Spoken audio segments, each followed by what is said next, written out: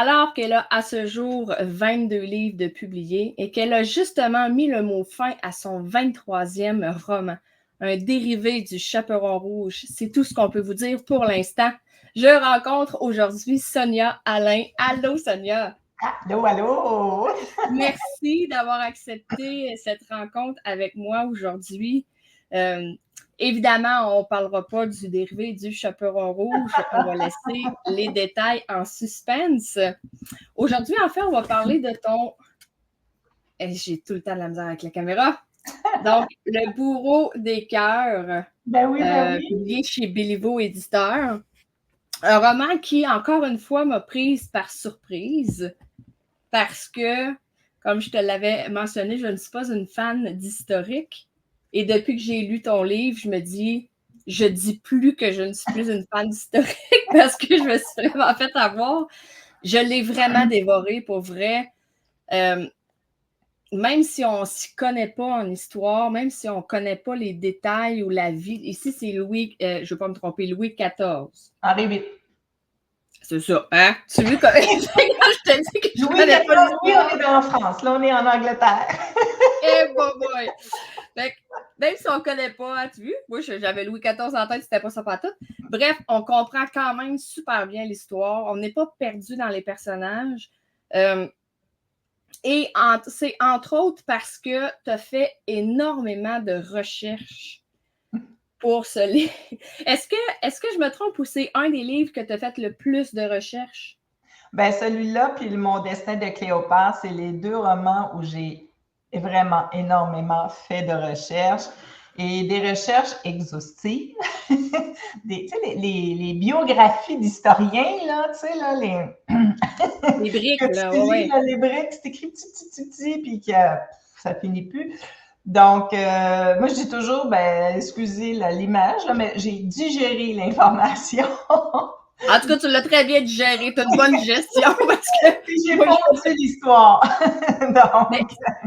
C'est vraiment, pour vrai, en fait, au début, on aime Henri. Je lis parce que j'ai encore tendance à dire Louis. Je sais même pas pourquoi j'ai passé à Louis XIV. En plus, il est marqué en troisième ligne, c'est Henri. Bref, on l'aime au début. À la fin, je vais laisser ça à... Je vais dire que tous et chacun peuvent avoir leur propre opinion, OK? Je vais laisser ça comme ça. Bref. Ben, bref, l'opinion est quand même générale à la fin. Ouais, mais je veux laisser des... On ne donnera pas de coup. Non, je veux laisser des choix. Là. Si quelqu'un décide qu'il veut l'aimer à la fin, c'est libre à lui ou libre à elle. Sonia, pourquoi avoir écrit sur Henri VIII? Ben moi, en fait, ce cher Henri Tudor m'a toujours fasciné. Bon, je connaissais en gros son histoire, mais j'ai écouté la série Tudor, j'ai écouté différents reportages, puis ou différents aussi téléséries avec ses ancêtres. Tout ça, c'est toujours une période qui m'a énormément fascinée. Je trouvais le personnage assez particulier. Et en fait, plus je faisais mes découvertes, et plus j'avais vraiment un coup de cœur aussi pour Catherine, qui est sa première épouse, qu'on voit beaucoup, principalement dans le roman. Donc, mais c'est ça, c'est une période que j'ai toujours eu un attrait, là. C'est pour ça que j'avais eu cette envie d'écrire sur Henri et Catherine. Est-ce que tu le connaissais quand même? Tu connaissais un peu son histoire avant d'écrire. Est-ce que tu as découvert beaucoup d'informations que tu ne savais pas pendant que tu faisais tes recherches? En fait, je connaissais pas mal toute l'information générale. Il m'enrageait plus que je pensais. plus je lisais l'information, puis plus j'écrivais mon roman, puis plus je serrais les dents et je grinçais des doigts.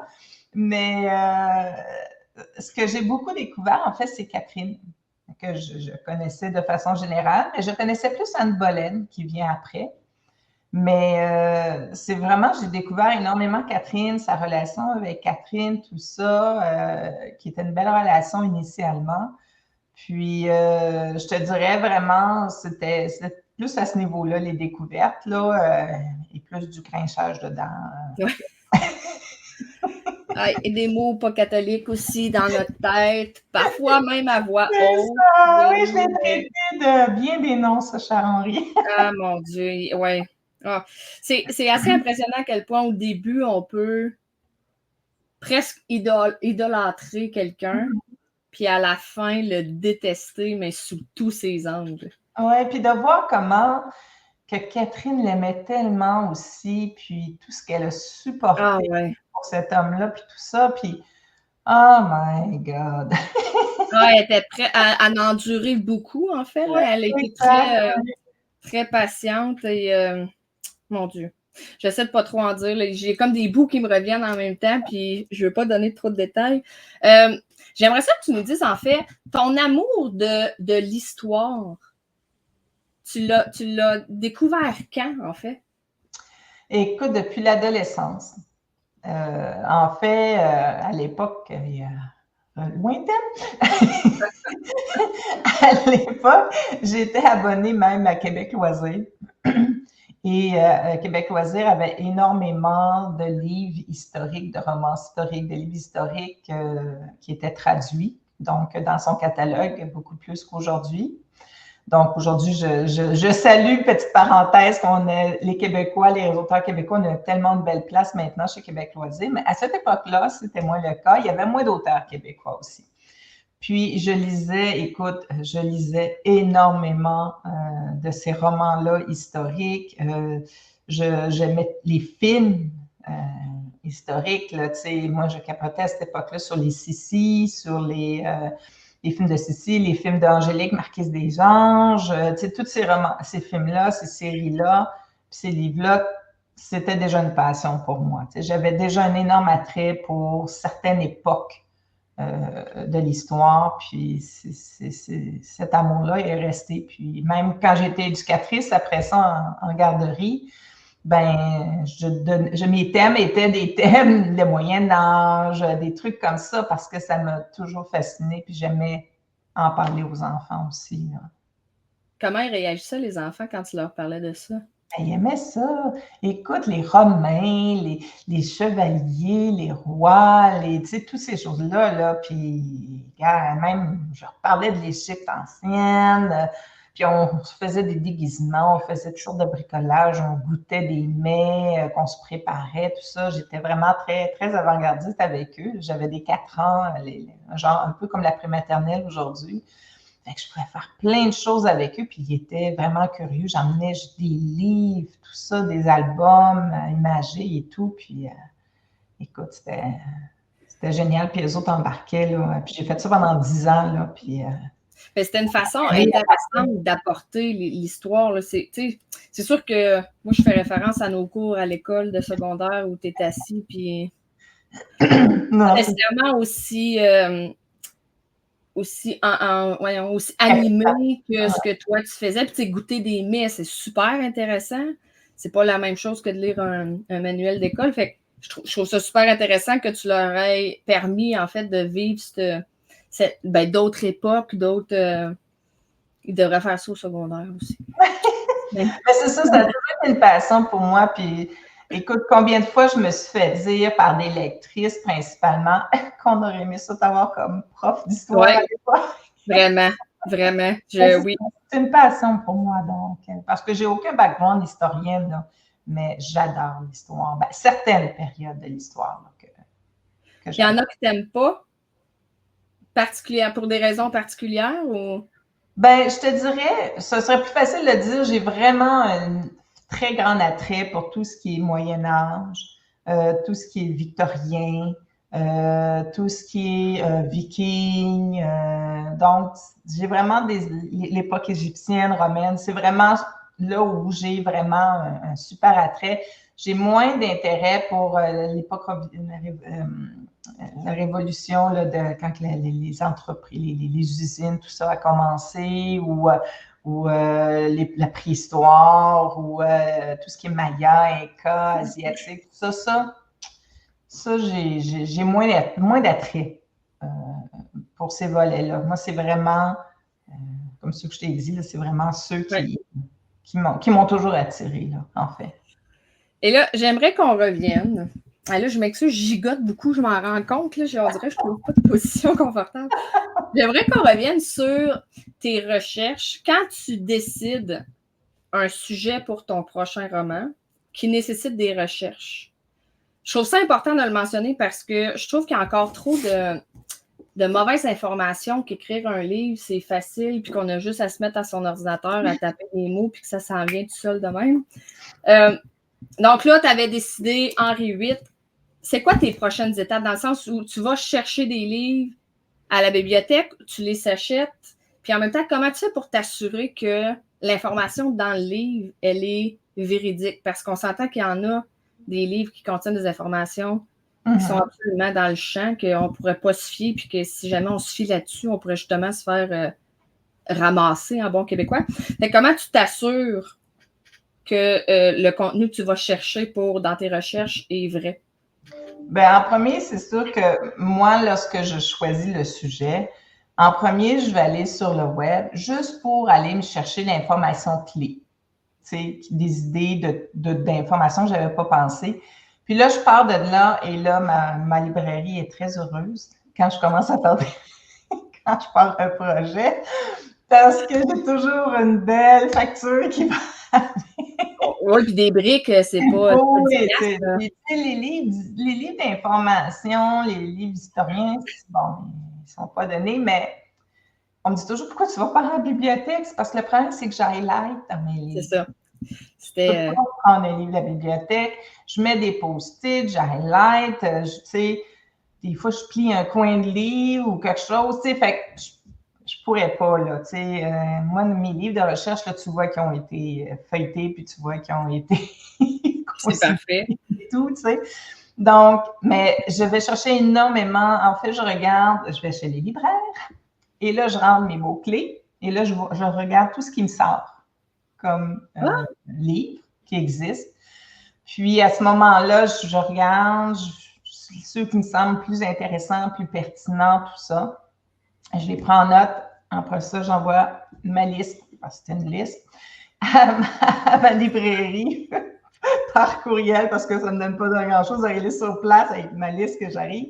Fait que j'envoie ma liste par courriel, puis les autres, à ce moment-là, ils vont me dire, ben il y en a qui sont plus disponibles, on va te les commander. Puis je fais toujours ça d'avance. J'ai toujours un bon 6 mois d'avance, parce que des fois, il y a des livres que ça prend du temps avant que je reçoive, parce qu'ils sont en temps des réédités, parce qu'ils sont plus loin. En tout cas, ça me prend toujours un bon 6 mois, parce que là, c'est un petit peu bête si tu reçois un livre puis que tu as déjà fini d'écrire le livre, tu sais, de roman. Fait que, donc, je me prends toujours d'avance. Puis, ceux qui sont vraiment pas capables de trouver, à ce moment-là, je vais les fouiller sur Amazon. Là, s'il y en a qui sont usagés disponibles sur Amazon, là, je lâche un call à mon chum. Je dis, commander, s'il te plaît.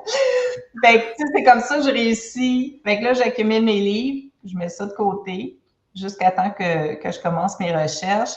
Puis c'est pour ça. Donc, je fais attention à ce que je vais aller chercher. J'aime mieux aller chercher dans des livres que sur le web. Parce que sur le web, malheureusement, on peut trouver un peu de tout et pas nécessairement adéquat.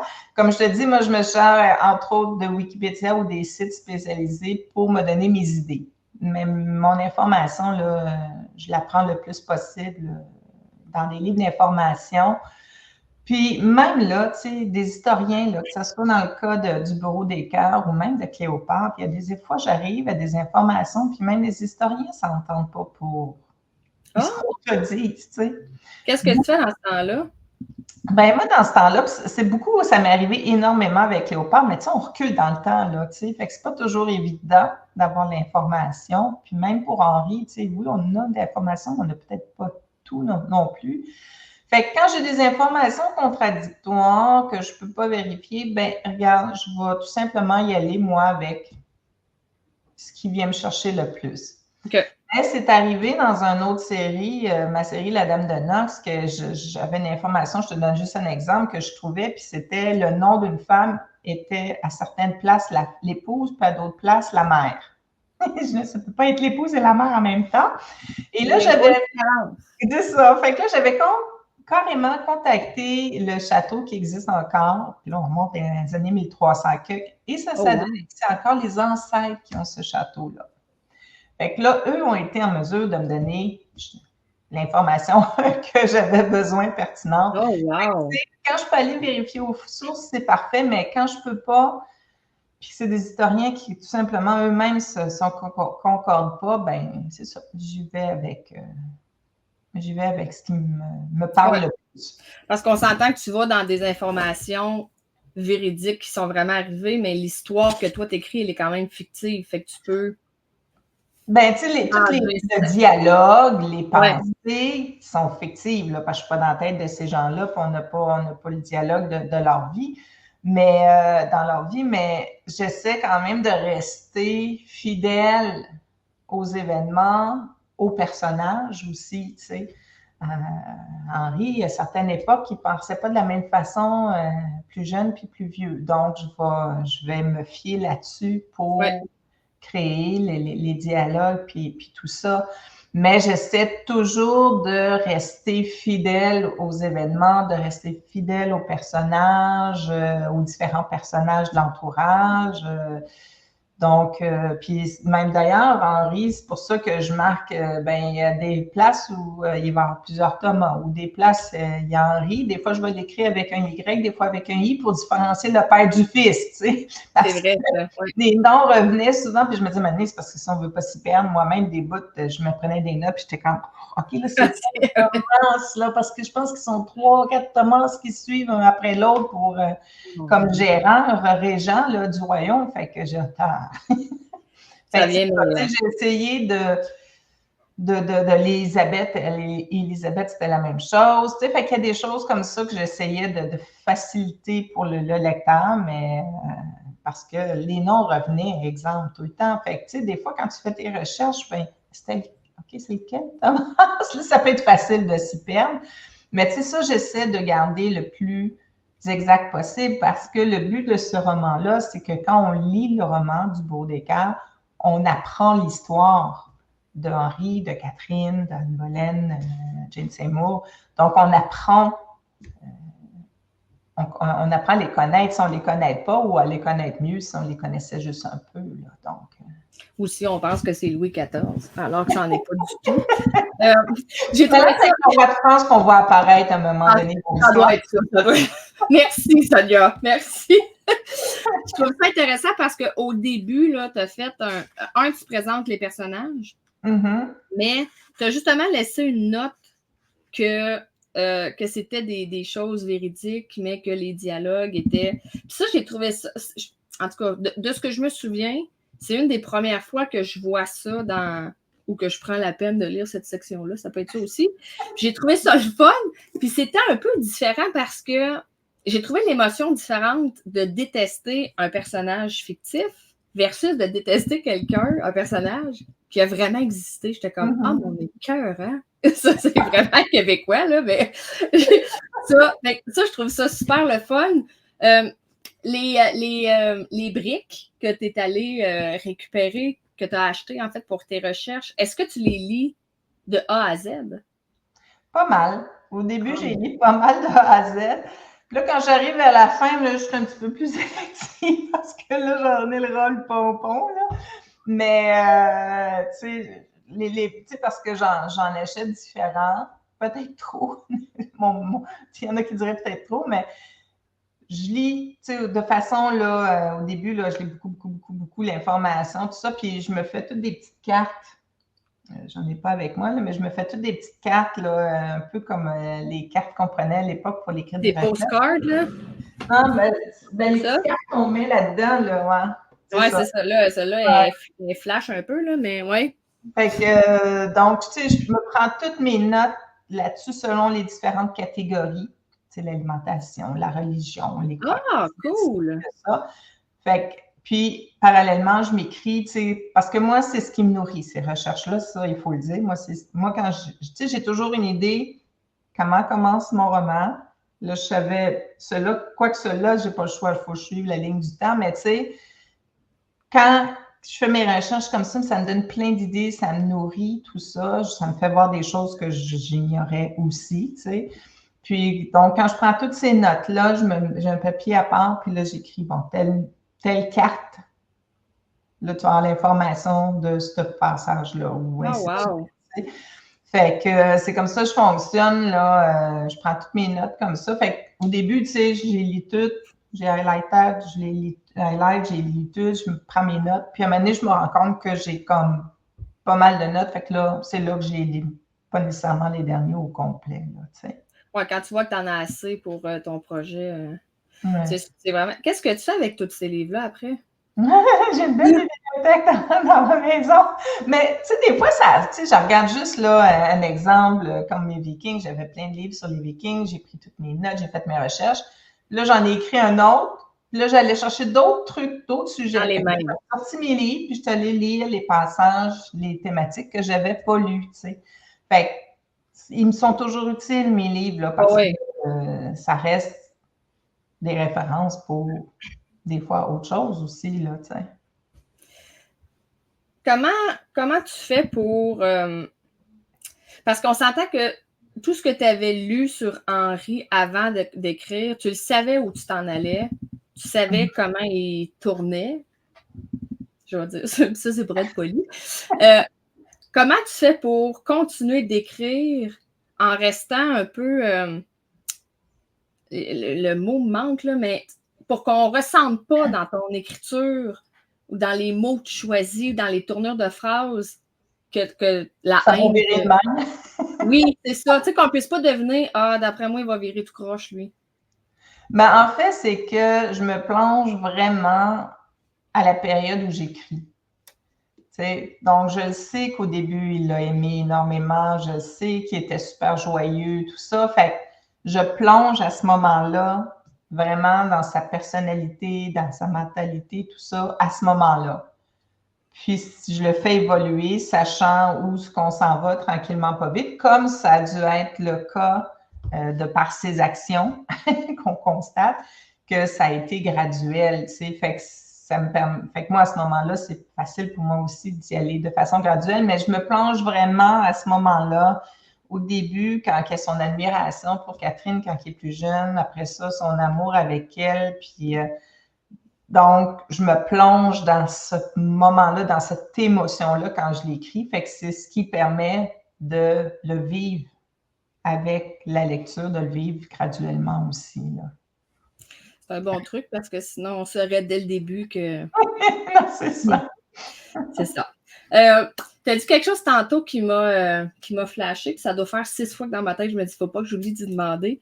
Tu as dit que tu commandes tes livres 6 mois à l'avance. Ouais. Donc, tu sais au moins 6 mois à l'avance ce sur quoi tu vas écrire. Ben plus que ça. De là ma question. Combien d'années as-tu de planifier en désir d'écriture? Ben, même pas en désir, en obligation de contrat qui m'attend. Ah, OK. Ah, ben ça, c'est un beau problème, par exemple. C'est ça. Écoute, le dernier roman que j'ai à remettre est en juin 2027. Ah, 3 ans, 4, 5, 6. Oh mon Dieu! Ça, c'est en comptant combien, mettons, combien d'écritures de manuscrits par année? C'est 2. Fait J'en ai quelques-uns devant moi à écrire, c'est ça que ça veut dire. je comprends pourquoi tu fais ça à temps plein, hein? Il faut que je pense à ceux qui s'en viennent. Là. Oui, ben oui. Oui, je comprends parce que sinon, ça va te. Tu sais, je fais mes recherches, je commande mes livres. Après ça, je mets de côté. Puis là, je me concentre sur le livre que j'écris, tout en gardant en arrière-tête le prochain qui s'en vient pour que ça commence à travailler un petit peu tout ça. Pour que quand je commence, ben là, je sois déjà pas si pire là, dans ma tête. Là. Puis ça t'arrive-tu? Je te pose ça plus parce que moi, je pense que je serais de ce sort-là, mais que tu es tellement excité puis énervé par celui qui s'en vient que tu commences à lire les livres que tu reçois avant d'avoir fini l'écriture. Ah non, t'es bonne. Je peux pas faire ça parce que quand je commence mes recherches, je sais que ma tête part, là. Puis là, les idées défilent, puis tout ça, puis là, j'embarque. Fait que si je fais ça, je sais, je suis faite à l'os, comme on dit. Fait que je ne touche pas. Mes livres sont empilés. Puis j'attends vraiment. En fait, tu vois, là, celui que je viens de finir d'écrire, j'ai mis le mot fin hier. Donc là, je vais le retravailler, tout ça. Ça va aller à mes bêta lectrices. Là, je vais commencer à faire à ce moment-là mes recherches parce que ça va être juste le retour des filles que je vais attendre de mes bêta lectrices. Que, tu sais, je vais avoir juste à ajuster des trucs. Fait que là, à ce moment-là, je vais commencer pendant cette période-là à travailler sur ma prochaine recherche, tu sais. Puis laisser les autres faire leur partie. Mais pas avant. T'as des bêta, c'est tout le temps les mêmes bêta lectrices que tu as à chaque roman que tu finis d'écrire? J'en ai que ça fait déjà depuis pas mal le début. Okay. Qui me suivent. J'en ai 6 en tout. Puis j'en ai qui se changent. Tu sais, des fois, j'en ai qui lâchent pour différentes raisons, là, tu sais, les aléas de la vie, puis d'autres qui embarquent, mais j'en ai qui me suivent vraiment depuis le début. Depuis le début. Mm-hmm. Ben, j'avoue que quand on commence à lire du Sonia Alain, c'est difficile de s'en départir après. Merci. Ouais. Mais je suis chanceuse parce que j'ai des bonnes bêta lectrices, fait que je suis vraiment chanceuse. Puis j'ai une fille aussi qui fait ma correction antidote maintenant. Fait que quand j'ai tout fini, là, c'est la part. C'est le fun là, de délaisser. Ça donne une chance de me concentrer sur la création, puis elle est super bonne aussi. Fait que ça me permet aussi, d'après ça, d'avoir un roman qui est pas mal finalisé. Là, pour la maison d'édition aussi, c'est le fun, là, parce que il y a un gros travail de fait dessus. Oui, ça l'aide, ça, c'est sûr. Et là, j'aurais dû demander ça, ça fait 26 minutes. J'aurais dû demander ça il y a 26 minutes, mais bon, mieux vaut tard que jamais. Parle-nous du bourreau, du bourreau des cœurs. Vive le TDA, mais quelqu'un qui voit, voyons, j'ai de la misère, quelqu'un qui voit notre entrevue, qui ne sait pas trop, bon, premièrement, que je l'ai peut-être mêlé avec mon personnage du début. Avec ton Louis. Puis là, il dit, Henri Neuf, qui aime tout ce qui est historique, que là, ça l'intéresse, qui veut juste savoir un peu à quoi s'attendre. Tu sais, je veux pas lire la C4 parce que c'est pas intéressant de lire ça en vidéo, surtout que j'ai l'auteur avec moi. Qu'est-ce que tu pourrais dire au sujet de cette lecture-là pour inciter les gens à faire comme, OK, ça m'intéresse? En fait, c'est que, en premier, ce que je dirais, c'est que c'est une façon de découvrir l'histoire de façon romancée. Romancée dans le sens que c'est pas un livre d'histoire, donc c'est un roman, donc romancé, et donc facile d'abord aussi, facile d'accès, de compréhension, tout ça, pas de lourdeur. Donc, moi, je dis toujours, c'est un beau voyage. Vraiment un très beau voyage dans le temps, une très belle façon de découvrir l'histoire, et c'est vraiment parce que cette période-là, avec Henri, il y a eu énormément de chamboulements en Angleterre, de voir tout ce que cet homme-là a fait pour rencontrer ses désirs, ses souhaits, principalement celui d'avoir un fils. Donc, oh mon Dieu, oui! Oh. En fait, c'est de voir qu'est-ce qu'un homme est prêt à tout faire, à chambouler un royaume complet pour... En fait, c'est ça, c'est le désir d'avoir un fils, tout ce qu'il peut faire. Moi, vraiment, ça me fascinait. Donc, c'est de comprendre un peu tous ces chamboulements-là de l'Angleterre, de savoir qu'avant, c'était catholique, alors que c'est plus le cas aujourd'hui. De voir aussi la place des femmes, tout ça, qu'est-ce que ça représentait, en tout cas, tout le roulement de personnel. Aussi. Il y avait beaucoup de sièges éjectables dans ce temps-là aussi, pas juste à notre époque. Donc, c'est vraiment d'une façon de découvrir Henri VIII, et aussi, pour ceux qui connaissent moins Catherine, aussi d'apprendre à connaître Catherine d'Aragon, qui est une femme merveilleuse. C'est vraiment très fascinant. Je dis souvent ce mot-là, mais c'est ça pareil. Donc, c'est une belle façon de découvrir leur histoire d'amour, de voir qu'est-ce qui arrive, tout ce qui déboule, tout ce qui est chambardé, qui est retourné à l'envers pour ce désir d'avoir à tout prix. Oh mon Dieu. Et là, tu as dit tout ce qui est retourné à l'envers, c'est aussi toutes les personnes qui sont retournées à l'envers. J'avais comme j'avais oublié ce détail-là, là, puis en plus, c'est comme un des plus importants du roman, là, le fait qu'il veut un garçon, mais tout ce il y a eu 6 femmes, hein, puis écoute, il y en a 2 qui ont divorcé, il y en a 2 qui ont eu la tête coupée, il y en a une qui est décédée de cause naturelle, puis la dernière, moi je dis toujours, c'est la plus chanceuse parce qu'elle a survécu parce qu'il est mort avant elle. Ouais, c'est la chanceuse du groupe. C'est ça. Et ce n'était pas les seuls à avoir la tête qui roulait. Donc, ça vous donne une idée du personnage. Genre, c'était vraiment, quand je dis siège éjectable, c'était dans tous les termes. Mais c'est de voir, c'est ça, tout ça pour un fils. Parce que c'est ça en bout de ligne. Puis le divorce, à cette époque-là, c'était pas comme aujourd'hui. Non. C'était immensément difficile.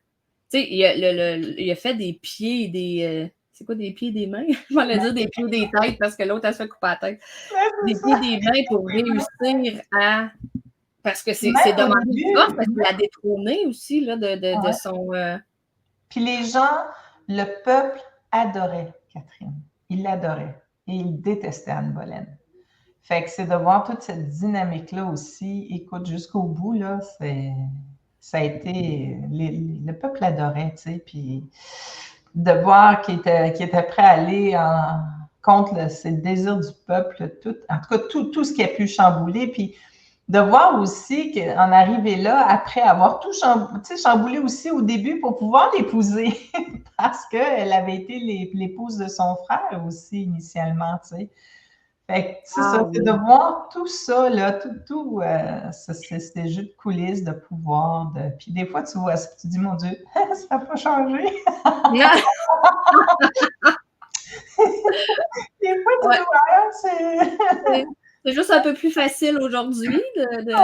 Des fois, tu dis les années passent, mais il me semble que c'est pareil. Oui, malheureusement, oui. Sonia, merci. Merci. J'aurais eu encore, pour vrai, moi qui, tu sais, comme, je le dirai jamais assez, là, j'aime ça que le monde sache, que je suis pas une fan historique puis que tu as réussi à m'embarquer dans cette histoire-là. On va avoir une autre entrevue ensemble sur Cléopâtre que je me ferai un immense plaisir de lire et de me faire avoir encore une fois. Pour vrai? Mais pour vrai, ça me va parce que c'est quand même une émotion. Tu sais, haïr quelqu'un, là, des fois, c'est un peu... ça donne un petit... Voyons, je cherche mes mots, là, mais de l'adrénaline. Moi, le matin, là, je me levais, là, puis j'avais hâte de continuer mon livre pour savoir qu'est-ce qu'il va faire cette fois-là. Jusqu'où il va se rendre.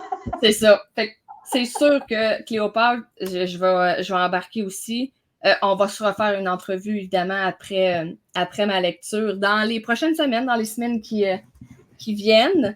Je te souhaite des prochains projets aussi fabuleux, envoûtants, intéressants, intrigants, captivants que les 22 autres que tu nous as offerts. Merci de mettre ta passion par écrit pour nous la faire vivre, pour nous la faire ressentir. Puis je vais même dire, pour moi qui, à l'école, l'histoire était difficile, pour nous éduquer d'une façon vraiment plus intéressante. Je te souhaite une panoplie d'autres romans. Bon, c'est parce que je me les souhaite à moi pour les lire, mais c'est ça. Merci beaucoup, Sonia, je vous le remonte.